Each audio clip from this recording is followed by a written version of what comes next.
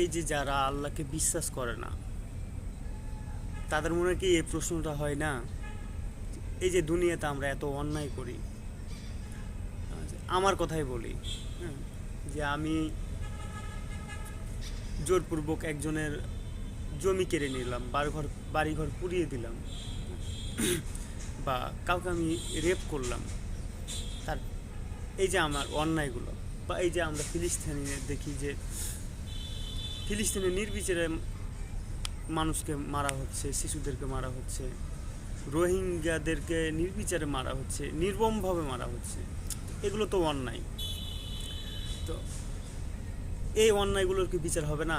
যারা বলে যে সৃষ্টিকর্তা নাই, পরকাল নাই, এই অন্যায়গুলো কোথায় যাবে, যেগুলো দুনিয়াতে বিচার অসম্ভব বা হয় না?